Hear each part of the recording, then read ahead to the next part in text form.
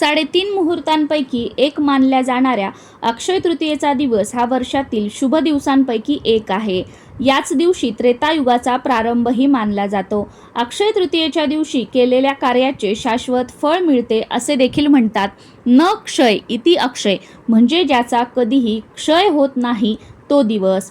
पौराणिक श्रद्धेनुसार याच दिवशी परशुराम जयंतीही साजरी केली जाते. या दिवशी परशुरामजींचा जन्म झाला असं मानलं जातं. याशिवाय बाके बिहारीजींच्या मंदिरात केवळ अक्षय तृतीयेच्या दिवशी श्री विग्रहांच्या चरणाचं दर्शन दिलं जातं. एवढंच नाही तर या दिवशी उत्तराखंड येथील अलकनंदा नदीच्या तीरावर असलेल्या बद्रीनारायण या तीर्थक्षेत्राचे दरवाजेही उघडतात. नोव्हेंबरच्या आसपास बद्रीनारायणाचे दरवाजे जवळपास 6 महिने बंद असतात आणि आज अक्षय तृतीयेच्या दिवशी हे दरवाजे उघडले जातात. पण मंदिराचे दरवाजे बंद असतानाही आतमध्ये अखंड ज्योत असते आणि हीच अखंड ज्योत बघण्यासाठी, बद्रीनारायणांचं दर्शन घेण्यासाठी दुरून दुरून भक्त अक्षय तृतीयेच्या मुहूर्तावर इथे येत असतात.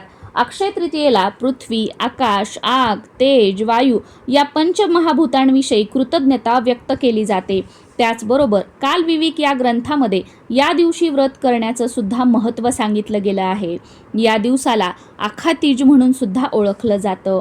याच दिवशी भगवान व्यास यांनी महाभारत ग्रंथाची रचना करायला प्रारंभ केला आणि याचं लेखनिक म्हणून गणपतीने काम केलं असं सुद्धा म्हटलं जातं.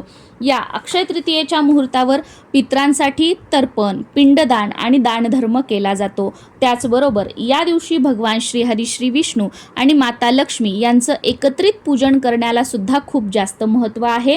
यंदा 2025 मध्ये 30 एप्रिल बुधवारी अक्षय तृतीया आलेली आहे.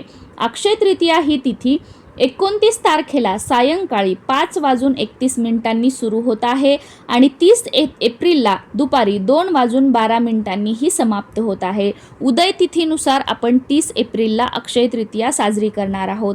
या दिवशी माता लक्ष्मी, भगवान विष्णू यांची एकत्रित पूजा करण्याचा शुभ मुहूर्त हा 30 एप्रिल रोजी पहाटे 5:24 पासून ते दुपारी 12:24 पर्यंत असेल. या वेळेमध्ये तुम्ही पूजा करण्याबरोबरच तुम्हाला जे काही सोनं, चांदी, नवीन वस्तूंची खरेदी करायची असेल ती सुद्धा तुम्ही करू शकता. बाकी या वेळेमध्ये शक्य झालं नाही तर दिवसभरात तुम्ही कधीही करू शकता, कारण अक्षय तृतीया हा 3.5 मुहूर्तांपैकी एक मुहूर्त आहे.